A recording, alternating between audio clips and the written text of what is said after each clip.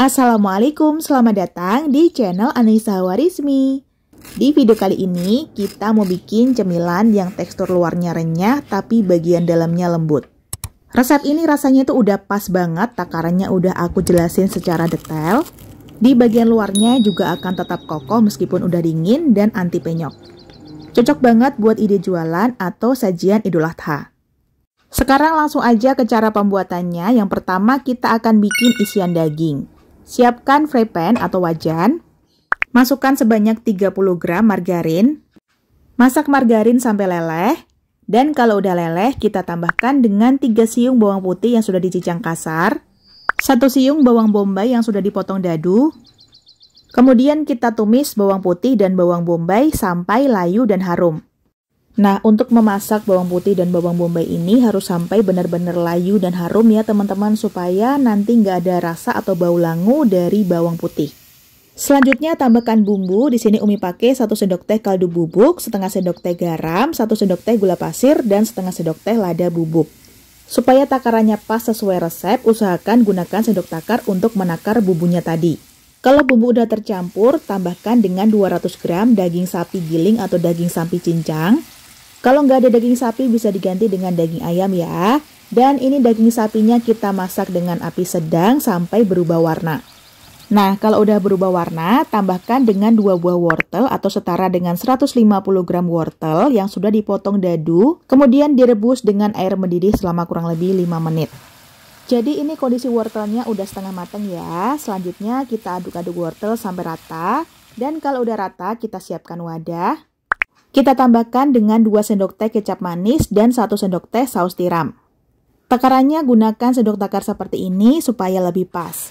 Kemudian masukkan bumbu ke dalam tumisan daging. Dan aduk-aduk lagi sampai rata sampai bumbu meresap ke dalam daging.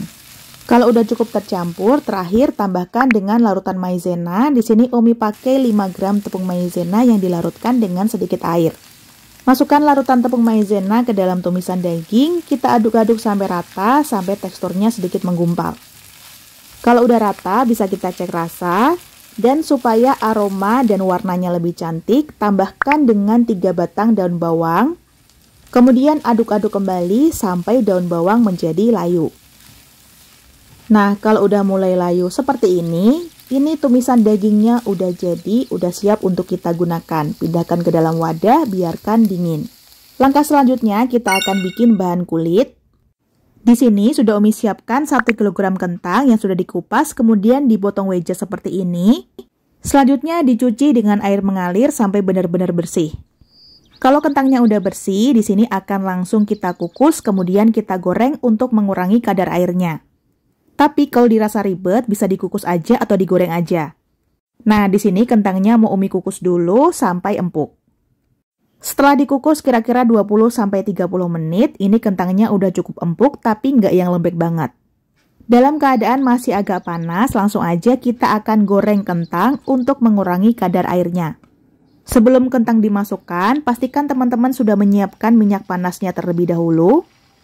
Kemudian kita masak dengan api sedang sampai kentangnya menjadi matang atau berkulit. Saat memasak, usahakan jangan gunakan api terlalu kecil ya teman-teman, nanti jadinya kentangnya malah jadi kering dan kurang moist. Untuk proses penggorengannya nggak perlu terlalu lama ya teman-teman, jadi kalau kentangnya udah berkulit seperti ini, bisa kita angkat dan kita tiriskan. Di sini Umi proses kentangnya pertama dikukus dulu, kemudian digoreng supaya tekstur bagian dalam kentangnya itu masih tetap lembut, moist, tapi bagian luarnya itu udah nggak berair. Tapi kalau dirasa cara ini terlalu ribet, teman-teman bisa gunakan 1 kali proses aja ya, digoreng aja atau direbus aja. Kalau kentangnya udah tiris dan ini kondisinya masih panas-panas, langsung aja kita haluskan.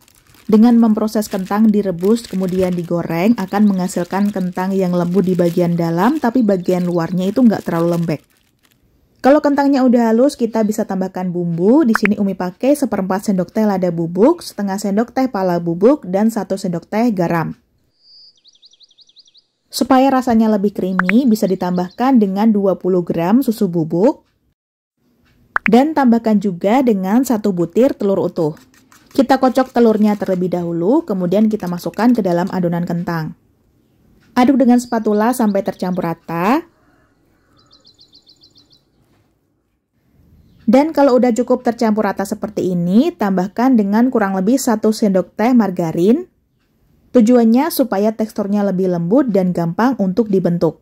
Nah, jadi nanti pas kita bentuk itu bakalan gampang banget dan gak lengket sama sekali.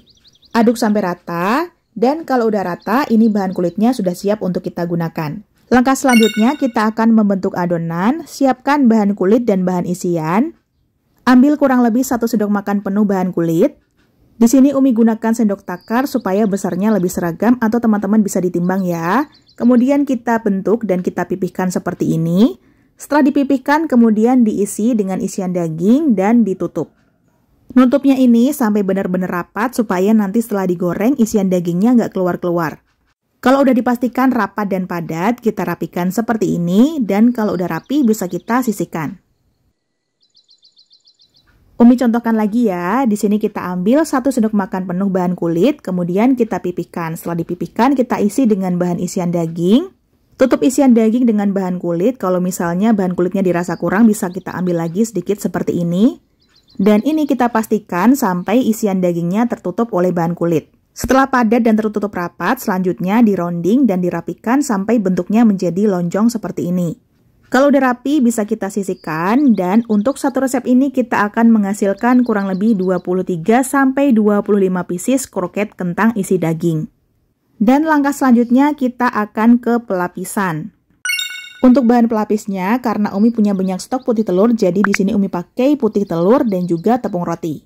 Kalau teman-teman nggak punya putih telur, bisa gunakan tepung terigu yang dilarutkan dengan air sampai teksturnya menjadi agak encer. Ambil 1 adonan kroket, dengan menggunakan tangan kiri kita celupkan ke bahan putih telur. Setelah tercelup merata, kita gulingkan ke tepung roti dan kita gunakan tangan kanan untuk menggulingkan ke tepung roti. Jadi di sini kita usahakan tangan kanan dan tangan kiri jangan saling bersentuhan. Saat menggulingkan ke tepung roti sambil sedikit dipadatkan. Nah, kalau udah terbalur, selanjutnya kita celupkan lagi ke putih telur. Kalau udah tercelup merata, kita gulingkan kembali ke tepung roti. Nah, dengan 2 kali pelapisan ini akan membuat kroket kita kokoh meskipun udah dingin ya teman-teman dan anti penyok. Untuk teksturnya juga akan jauh lebih garing dibandingkan kalau hanya 1 kali pelapisan. Setelah dilapis sebanyak 2 kali pelapisan, selanjutnya bisa kita sisihkan dan ini bisa kita simpan dulu di chiller selama kurang lebih 30 menit. Kalau misalnya nggak mau disimpan di chiller, bisa didiamkan di suhu ruang selama kurang lebih 30 menit supaya tepung rotinya menempel.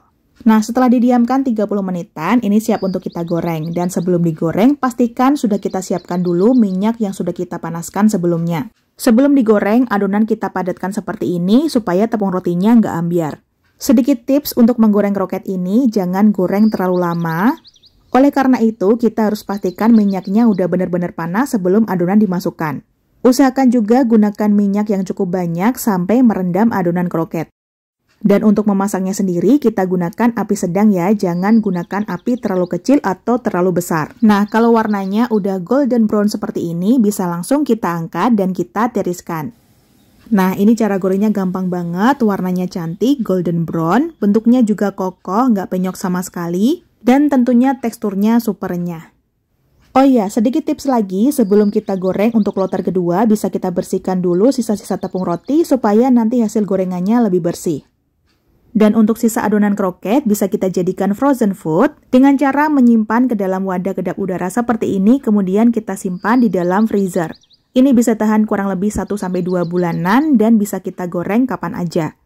Nah, ini kroket isi dagingnya udah jadi, dari segi tampilan kelihatan cantik, warnanya juga cantik, golden brown. Cocok banget untuk sajian Idul Adha atau bisa juga untuk ide jualan. Untuk teksturnya ini renyah banget. Nah, garing ya, tampilannya juga kokoh dan untuk bagian dalamnya di sini bisa teman-teman perhatikan. Saat dibelah ini udah berasa bagian luarnya garing tapi bagian dalamnya lembut banget. Isian dagingnya juga banyak dan kelihatan enak.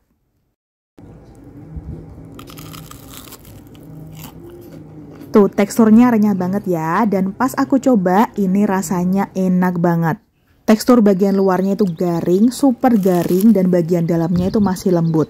Untuk rasanya, ini rasa gurih, manis, dan umaminya itu udah pas. Pokoknya ini tuh enak banget, wajib banget dicoba dan usahakan gunakan sendok takar ya saat menakar bumbu supaya takaran dan rasanya itu lebih pas dan sesuai dengan yang Umi bikin ini. Asli, ini isian dagingnya tuh bikin nagih.